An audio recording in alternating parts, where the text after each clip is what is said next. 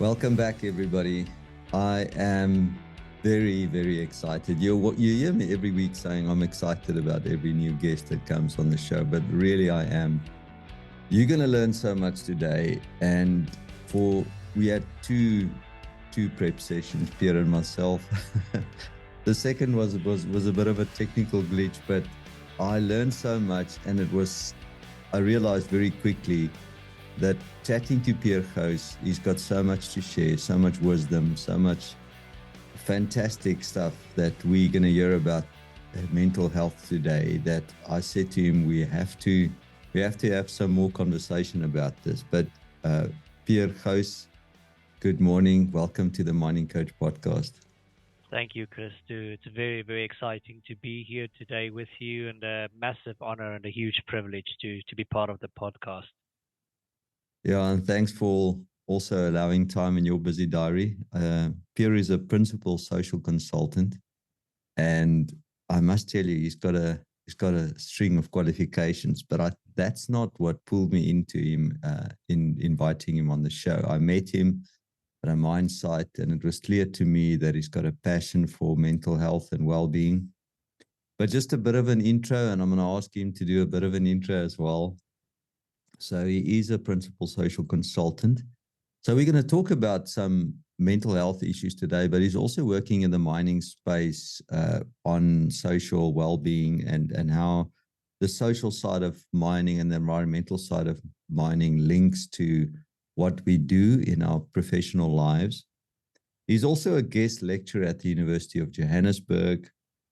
He has done a BSc with majoring in psychology, physiology, and genetics, then did a cum laude honors in psychology, and then another cum laude master's in research psychology. So he's also a therapist, registered therapist, and he knows his stuff, not only from a theory point of view, but from a very practical point of view. And you're going to hear about that today, because he's going to be quite vulnerable in the way we introduced and got our first introduction of who and what Pierre is. I was absolutely blown away by his vulnerability in sharing his own story. And this is really what we're doing here at the Mining Coach. But that's enough of me doing an intro with Pierre. Pierre, I would love you to introduce yourself and just tell us a little bit about you. Yeah, thanks, Christo. I started.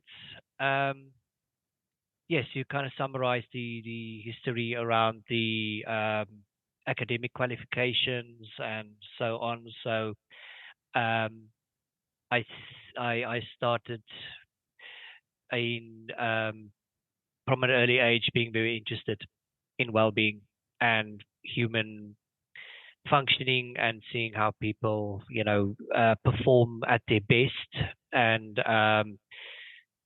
from there, I think that's what pulled me into the interest into human physiology, psychology, and genetics, to try and get the full spectrum. um, but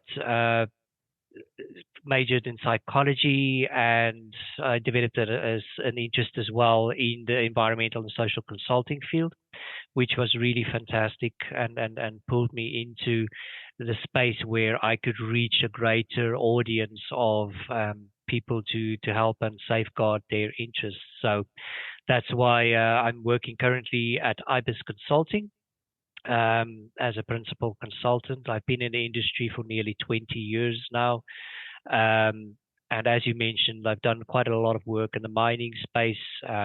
So my current focus is very much looking after safeguarding communities, safeguarding employees at the sites, and protecting their well-being as well within this space, which in my professional environment takes two sides: the protective side, the do no harm side, and then there's also the enhancement side, which is also for me where the well-being side lies, of what else can we do to assist people to live functionally, to enjoy their lives, to really just enjoy what they do and how they live. it's it's always fascinating to me, and being very curious about emotional well-being myself. You mentioned starting at a young age, and you know getting an interest in the psychology side of things. Was there a particular moment or events, more than one maybe, that happened to you that, and this is where we get straight into the vulnerability, because I have my Yeah. own story, and but it's today about you sharing your story. But was there a particular event or a number of them that got you, Yeah. really thinking about this at a serious level? Yeah. No, absolutely. I struggled with mental health in from an early age. My late teens, I was struggling quite significantly with depression, and I think that that's what sparked the interest in psychology and trying to understand, what's going on in not only my mind, but also in others' minds. And I realized very quickly that I was not the only one who was battling with mental health, but I did not know how to help at that Mhm. stage. So um, went into psychology and did quite a lot of courses around um, becoming professional counselor, and then lots of personal development, growth, and so on. And I think what was a big turning point for me was um, early on in my career. I had quite one or two episodes of burnout, which really then sparked me into, well, what is going on here? What I have been doing traditionally isn't working. Something needs to be done differently, and I started looking into the industry as well. And I realized very quickly that burnout was very prevalent. A lot of people in the consulting industry were struggling with their mental health, and they had no space to open up and to talk about these challenges. Mm. Um, and when I started looking into statistics around this as well, it was about globally 7 out of 10 consultants struggle with their mental health. Oh, wow. 1 in 2 have more than one burnout experience, and in South Africa, 1 in 5 consultants have some form of burnout, which is a massively alarming statistic for me. And I'm pretty sure that spreads out even into the professional engineering sector as Yeah. well. It's not only consultants; it's a Yeah. very widespread industry. So, and I think there's a stigma associated with Yeah. mental health, and admitting that you are battling, especially in traditionally male dominated spaces like mining, like the consulting field, and so on, where you have a lot of um, men in the industry, and for men especially, I think admitting you are battling, admitting you're struggling with mental health is taboo. It's considered a sign of weakness, and you are not allowed to speak about it. So that's been, a big driver for me, is to create awareness of this, and beyond that, to help in whichever way I can. And that's where my goal is at the moment, is to, within my team I'm working in, within the company I work in, within the space where I work, in the projects I go out to, I try and touch, make some kind of a difference on Mhm. those sites. Wow. I absolutely can testify to the same thing of burnout and going through anxiety and having an anxiety attack at work and feeling like I'm having a heart attack. And what a when you and I spoke about this the first time, you mentioned some critical flags of when do you recognize you're in trouble, that there's some flags that are coming up. What do you look for? How do you know you've got a problem? Yeah, and I Because think we a lot of us. sometimes we in the boat and like we're on this ocean and you don't see, you just see the waves, but you can't see perspective. You don't see what other people are seeing, how you behave, what's happening with you. What are the signs? How do we identify this? Absolutely right. I mean, I think it's very difficult when you are in that space to realize that you are struggling, that you are coping. It becomes a status quo. And I think, it's not like you wake up on a day and suddenly you feel burnt out or depressed. Exactly. It's a very gradual process. The water gets deeper, deeper as you go, and you just accept it as normal, and I think a lot of us think it will be better next week. It will be better next week. It will be better next week, and eventually you just get to the point where I think that those are the flags. If to me, it's like when you start getting to that point where you realize I keep on thinking it will be better next week. This is just a short term thing. It's going to get better. And you start losing interest in the things that you normally enjoyed. You start feeling less passionate about the work you do. You don't find any fulfillment in your work or in your family, in your friends. Um, when you feel, hopeless, you've lost that hope. That I think those are massive warning signs that you should be aware of. It's okay to be, have feel down or sad for a week or two. Beyond that, it becomes an issue that starts to tread into the territory of having depression, and burnout is a big contributor to having mental well-being challenges. So I think one needs to be constantly vigilant, especially in the society we're in with fast paced, high stress, immediate results, very driven society and professional environments that we are in. One has to be very vigilant of these feelings and emotions and don't discount them. Mm. You talk about the consulting space, but for most of my career, I was at production mining sites, and it's 365 operations. It's you're always on the standby, or if you're in a senior position, you always have your phone available, and you're always available 24/7. You get phone calls all times of the day and night, and public holidays and whatever.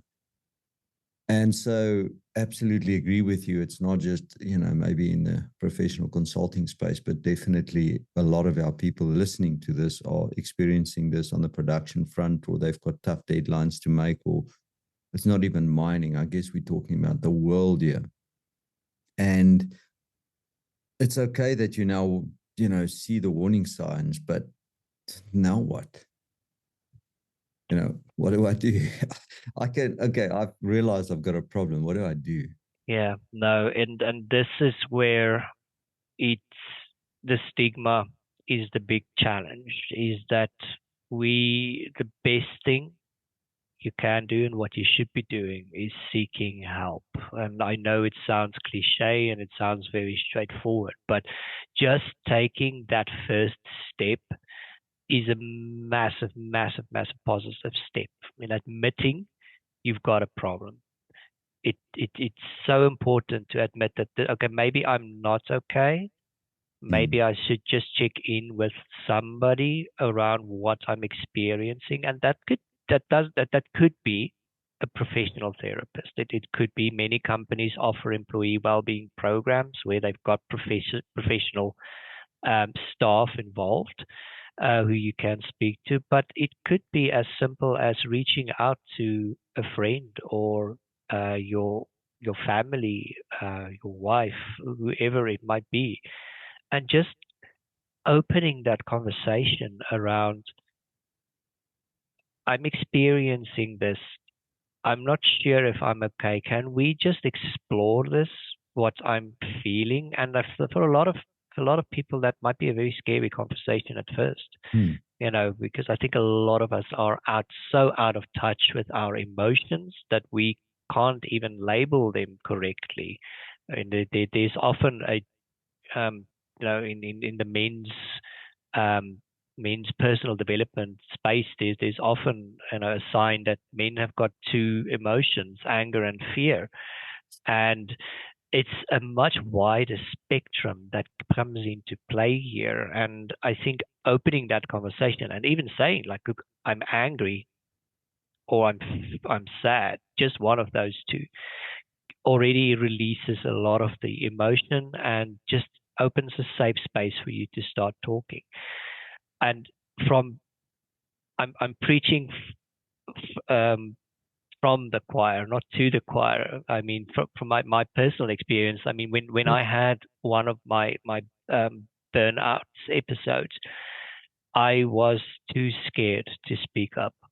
I suffered for quite a few months, and my work I was battling with my work. I was battling on the family front, and I kept it all bottled up. And when I eventually summoned up the courage to speak to my line manager and to speak to my wife about this, the amount of support that I got and understanding was mind blowing. It was absolutely incredible because they then could mobilize additional resources. So not only could they support me directly, but they mobilized additional resources to support me on my path of recovery and so on. And I think that was for me a massive breakthrough in speaking up, putting up the hand, and saying, "Somebody just throw me a life raft, please. Just get me to float." And that I think is very necessary. So that's the first thing I would say. Reach out, speak to somebody, get a treatment plan in place.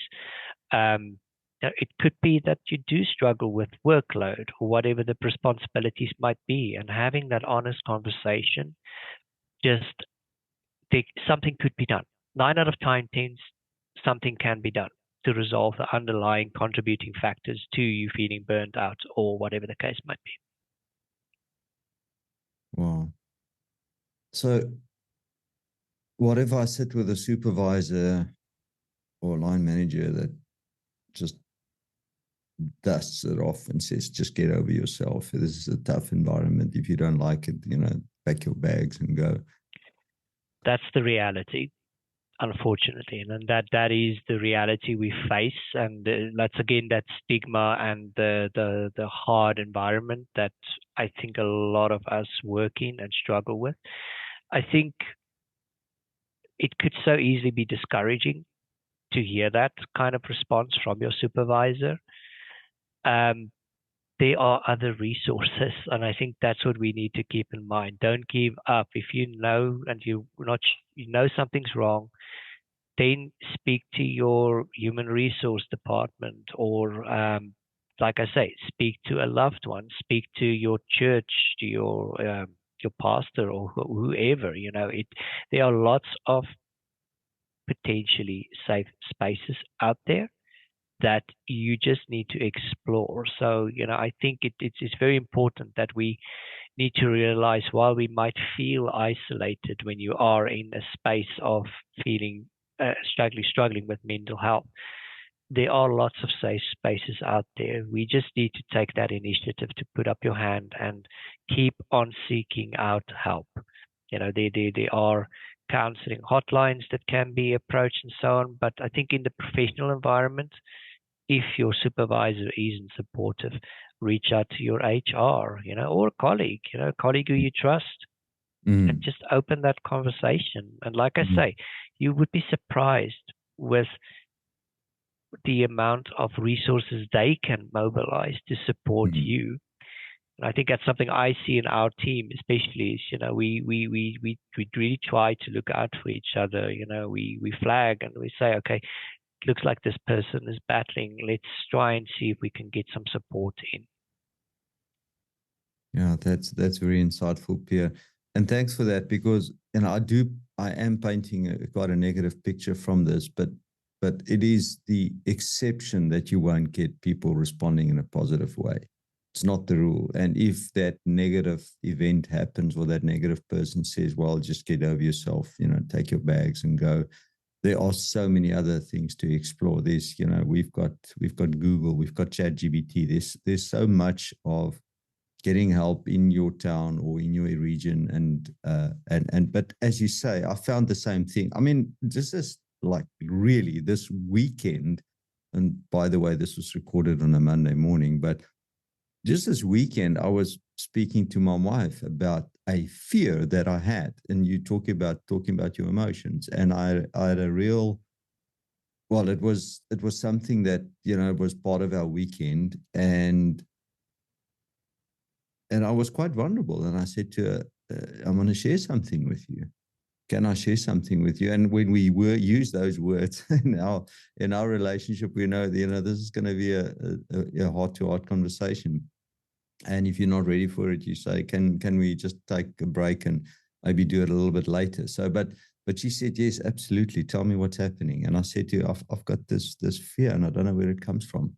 Because I come from a history, as you say, of actually dealing with your own baggage. And I had a lot of emotional big scars in my own life that I had to deal with. And as I mentioned before, anxiety and all of that. Because once you've, and I think for me, and you mentioned, just speak up.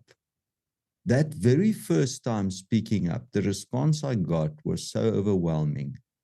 I remember once, I've had many of these, but I remember once, and we spoke about it last night actually. One of my best friends, I was struggling raising my son. He's wonderful in, he's gotten married, and we had some wonderful news about them this weekend. But I was struggling at one stage, just extreme stress with raising my son, and I had a best friend, and I reached out to him, and he immediately responded, and he said, "Look, let's go and have a coffee." And I remember sitting in the parking garage and crying my eyes out, just about what I'm struggling with. Yeah. But I have not experienced that, and maybe this is the message that we are giving today, that you don't have support. It's just maybe just try that second person, or try that second way of doing it, but reaching out. And once you've identified that, things are, once you've done it the first time, it actually gets better. It gets easier. I don't know about you. Yes, absolutely. And I thank you for, sharing that experience from you as well. And I think it is so important that we normalize the fact that professionals have got challenges, and we are complete human beings. We are not just machines that end up working, and we are, multifaceted people with lots of inputs from different directions. There's work, there's family, there's so many aspects that can interplay with each other. And as you say, Christo, for sure, it gets easier after you recognize the warning signs, after you open that space and just have that first conversation. It's easier to reopen that conversation. The first time might be shocking for yourself to realize, okay, this is the amount of support and love that I can receive from my loved ones or from my colleagues, and that I think sets up a future where you can reopen if you are battling again. And this is the thing, I call it emotional housekeeping. We have Yeah, talk to. about that. You touched on this before. I want you to talk about this emotional housekeeping. I made notes when you mentioned this the first time. Actually, going back to those notes, but yes, please open it up. So I'm glad you touched on that. I call it emotional housekeeping. It's not a once off and you're done. It truly is an ongoing process to try and manage emotions. No 2 days are the same. So what is key is to have consistency in making sure you do the things that helps you to manage your emotions. Um, for me, and that could look various methods, various techniques, various tools that you could use to do that. And professional therapy could be one of those, but more simpler. I think for me, it looks like ensuring you meditate regularly, ensuring you journal regularly. It's just making sure you check in with yourself and do a bit of a temperature check and see, okay, where am I? Okay, I'm feeling a bit anxious. What is driving this anxiety? Where is it coming from? What do I need to do about this? And the key is to try and just quieten and slow down that racing mind for me. I think it's very important. And that's where I really am a massive adherent of meditation as a practice, creating stillness in yourself, slowing down, just allowing the brain and the heart and the body to slow down and to just feel and just observe. And again, I think a lot of people have got this perception about meditation, about, you have to, go into a space of nothing and see nothing and feel nothing and do nothing.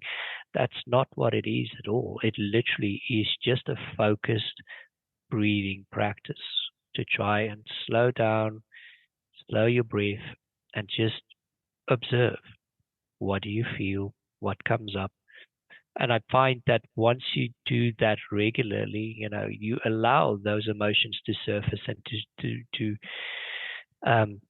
to storm through you, or whatever you might be experiencing. It might be anger, it might be anxiety, it might be grief, it might be anything.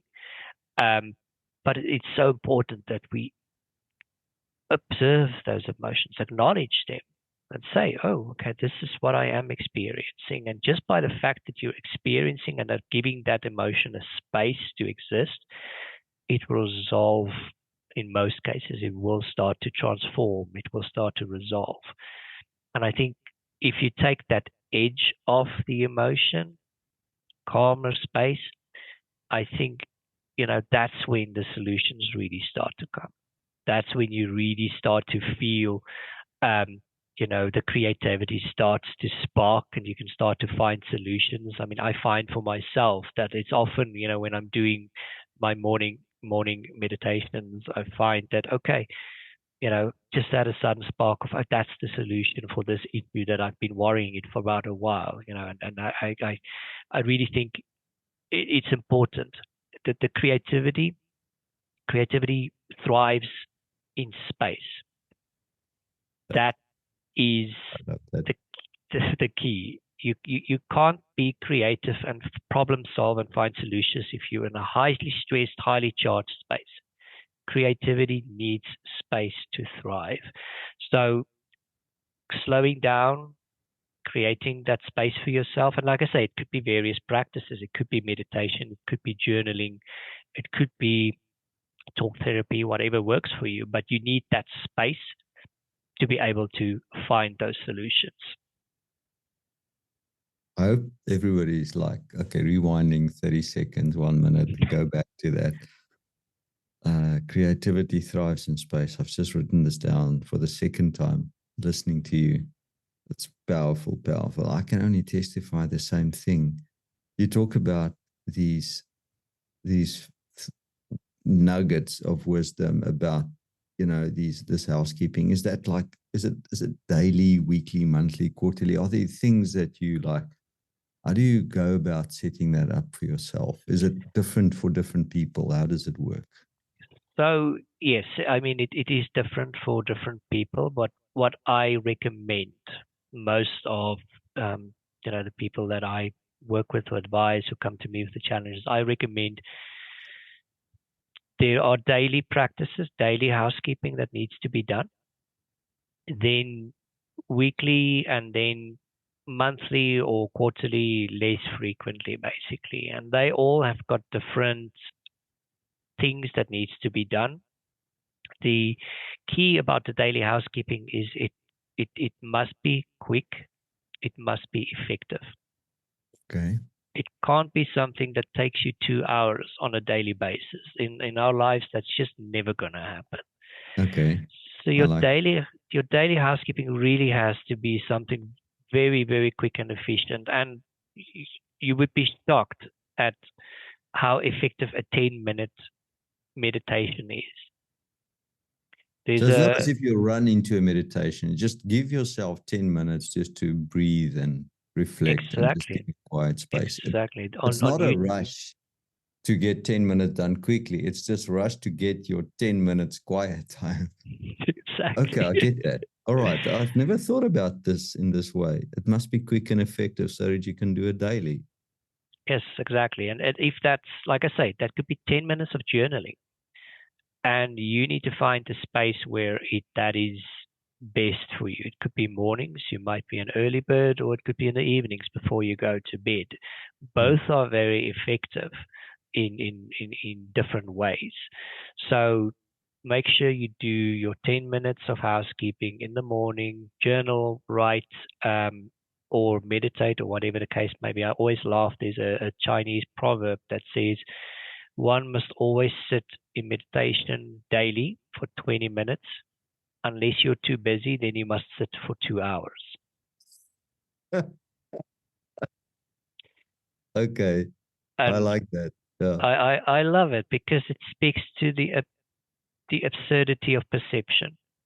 Yes. We've got a perception that we are too busy, that we are too rushed, we don't have time for this. We've got 10 minutes. We can make 10 minutes available for meditation, for mental health, for your own housekeeping. It's so important. And I think, again, we need to look at the payoffs. I'm rushing a little bit ahead because all of these are part of the payoffs. But the payoff is if you are feeling emotionally healthy and energized and in a good space, what that leads to is you being more productive at work. You are being more creative and finding solutions to problems that you for yourself, for others, and like the case might be. You're more present with your family. You are available. You're not distracted. You're not stressing about other stuff. You can actually be there. You have decompressed, de-stressed. So the benefits are immediate Yeah. with the daily housekeeping.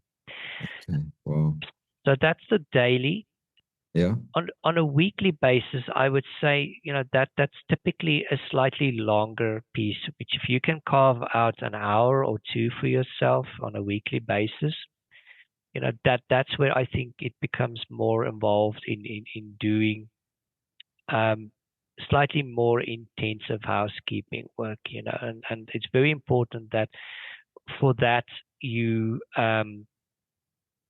give yourself a quiet space where you can go and self reflect and delve a little bit deeper and see, okay, where do I want to go? For me, that is typically my weekly planning space, is where I then reflect on my week that has passed, and I start to plan for my week ahead.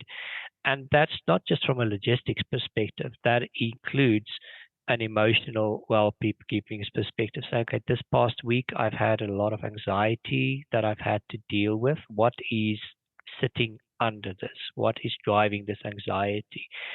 And then from there, I can say, okay, well, what can I do differently this week? Mm. Let's try and see how can we change. What steps can I take this week to address that a little bit more?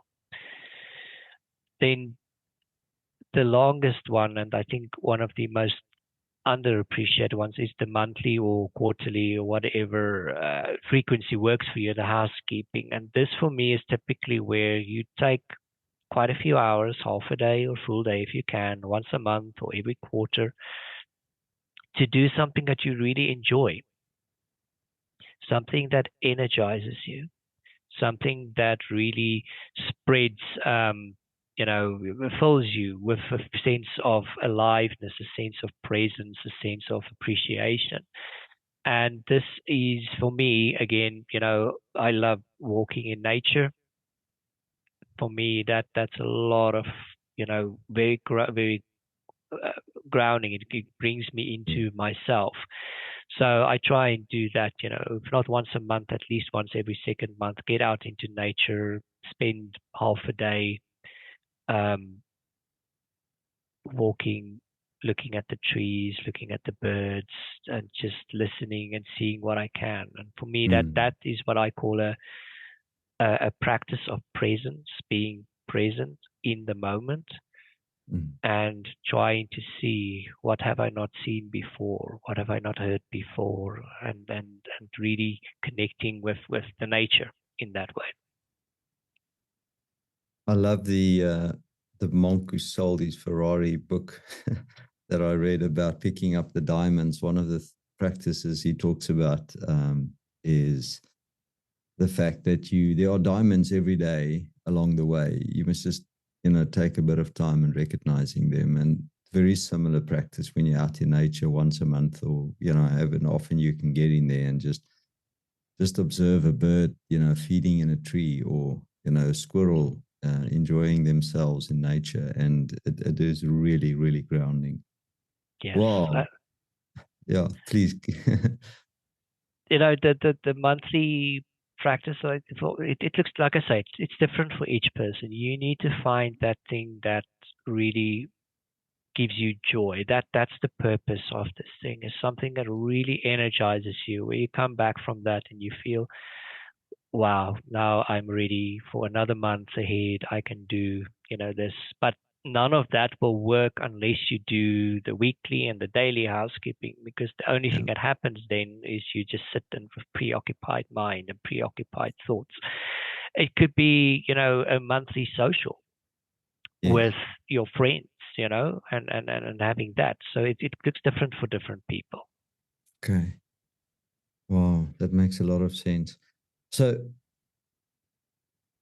I know we've gone for nearly 40 minutes, but we have to continue because there's still a bit to close off on this conversation. But what about there's three things that I would like you to talk to us about. It's the importance of exercise, then diet, and then sleep. If we can start with any of those of your preferences. That's something you and I spoke about earlier, and I was also just amazed about the insight you brought in all of this. Would you just help us understand this a little bit better? Sure, Christo. So, I mean, in my view, those are the three fundamentals for supporting emotional well-being. Diet is critical, sleep is critical, exercise is critical. It's that old saying, a healthy body supports a healthy mind, and I don't think we really realize how much our mental health is dependent on having a healthy functioning body. Until you are sick or you struggle with physical ill health, that's the quickest that your mental health starts to suffer as well. So vice versa, if you can maintain health, then I think a healthy mind is going to be much easier to maintain. So in terms of diet, I think we need to be very mindful of what we eat. We can't be expecting to, eat lots of junk food all the time. That it sounds obvious, but it really does have a progressive effect and impact on the body. It clouds the mind. It really does have an almost immediate emotional impact as well. The problem with it is designed, a lot of the food, not just junk food, a lot of the food that we consume has been designed to be immediately gratifying to the body, but harmful in the long term. So, making sure we get enough real food, and real food is unprocessed food. That's how I define it. It's meat, it's vegetables, it's your potatoes, it's your rice, it's the starch. It's not something that's been processed in a factory and has been changed from its original state. You can still recognize it. Exactly, it looks like in food. its original form. Yes, exactly. That is key, and I think I'm not a dietitian, but I do find that that is a very important basis, eating Mm. regular meals, making sure we know what our timing is for our bodies, and synchronize, work with your body in terms of when it wants to eat, how much it wants to eat, and so on. That is critical. So diet and a healthy diet is very important. I'm not saying never eat a burger. That's not No. what I'm saying. It's like having one burger a week or whatever the case might be. That's okay, you know. But Mm. for the majority, your meals need to be healthy, nutritious, and feeding you. Second, very very important aspect is, and I think this for me is probably just very, I wouldn't say they're all important. They're all important. Is exercise, and this is so important. We need to move. We need to feed our bodies with movement and strengthening and stretching and all of that. Um, Making sure you are disciplined around it is the most important part. Normally, in our busy, stressful lives, exercise is the first thing that will go. Think, Mm. mm, I just don't have time. So it's again, it comes back to that meditation piece. You're too busy Mm. to exercise, then you should be exercising longer. Um, we it's it's a non-negotiable for me. It's an absolute non-negotiable. I will, I've set the goal. I will train a minimum of 4 days a week. That's for me. The other people might find less frequent or more frequent, but for me, that's my goal. And I think what really helps with not just exercise, with all of this, is a good structure. We need to have a daily routine. And I'm naturally a person who really struggles with routines and structure and saying that this is Okay. how my day is I wouldn't going have to look. imagined this. I would not have imagined this. You sound extremely structured. It's been a lot of work to get to this point. So it's Okay. just I have historically really struggled, and that in part is why I struggled with my mental health, is because I did not have a routine, I did not have structure. I think the key thing about routine, it creates a subconscious safe space for the mind and for the body.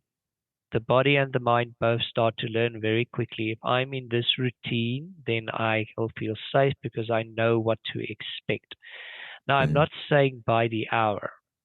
That's not what I'm saying. I'm saying talking about general routines where we know, okay, this is the time that I get up in the morning. I to just I'll talk through my routine, what I do as an example. So for me, I'm up at 4:30 in the morning so that I can start training at 5 at the latest. My training 5 a.m. till 6 a.m. in the mornings. Then I do meditation. Before I do anything else, do meditation, 10 minutes, calm the mind, calm the emotions, get ready for the day. Then it's the morning routine of getting the kids to school, getting ready for work, having breakfast and everything. 7:30 I start with work, and then work up until 5:30. Dinner, everything, get everybody ready. Bedtime in our house is anything from 8 to 8:30. But I know my cutoff where I have to be in bed is by 9 p.m. at the absolute latest. Otherwise, forget about 4:30 a.m. tomorrow morning. It's going to be a massive battle to get up. Mm. So that I think is that's generally my weekday routine, and I try and stick to that as much as I can. Obviously, it changes, when we're traveling for work or whatever the case might be. But that routine, what it does is it gives certainty to the mind, it gives certainty to the body to know, okay, right. So what has happened is my body has gotten so used to the routine that I'm automatically, I don't even need to set my alarm clock in the mornings anymore because the body knows it's time to get up, it's time to train. And Wow. it really is a self-fulfilling cycle then, you know, you Okay. build momentum. Mm. And that Yeah, so the sleep part of it, uh, I'm curious about that. There's so much science behind all of this, and I've been quite a student of sleep of late, and the whole, the why, the deep sleep, the REM sleep, the dreams, the fact that you need the recovery from your training and from a day's work and stress, having a good quality mattress, all of that. So talk to us about the importance of sleep. And then if you're not sleeping well, are those signs that something else is underlying as well? Is it a diet thing? Is it the psychology or psychological thing? Please share with us your wisdom on that. Yeah, Christo. So, um, sleep is I think, an interesting thing that we are all, a lot of people struggle with bad sleep. Um, and there's multiple contributing factors to that. I think in our modern society, a poor diet absolutely can lead to sleep issues. You can't be eating a heavy meal at night that's not healthy and expect your sleep not to be affected in some way. Mm, There's a direct link between poor sleep and emotional um, challenges and poor emotional health. So most people typically need, 7 hours on average is what is needed. I think interesting, the last statistics for South Africa was that on average, I think South Africans sleep 6 hours, 5.5 hours. So as a nation, I think we do struggle with sleep. mm, Um, and the biggest thing that I would, not the biggest thing, but I think one of the biggest contributors to our poor sleep is cell phones.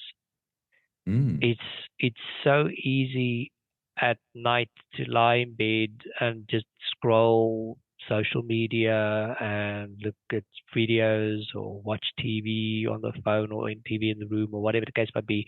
It's so accessible and it is mm. designed to be so addictive that your mind just keeps getting the dopamine hits over and over with each video you watch. So problem is it eats into a healthy sleep cycle. Yeah. It really disrupts your sleep, not just because you are not getting enough sleep, but because the blue light really affects your brain. It keeps your brain awake. You need an hour from the moment you've put down that phone for your brain to actually be ready for sleep. Wow. So you need to plan your day accordingly to say, if I want to be asleep by 10 p.m., that means I need to be off any screen by 9 p.m.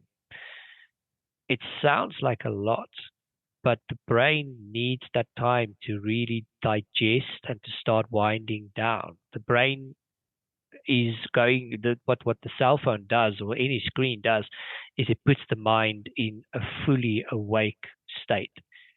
It's in a fully awake state, and the brain needs to cycle through a second state before it can actually start to go into the, okay, I'm ready for sleep state. So your brain needs that time to wind down, to start shifting gears, if you want to call it that, basically. Mm, And that's why I think it's very important to have some kind of a process at bedtime where you can start to help yourself, help your brain for, again, structure, routine, you know, do that meditation before you go to sleep. That speeds up the brain's process of slowing down, or journal, or whatever the case might be that helps you, but get off the screen and start to wind down.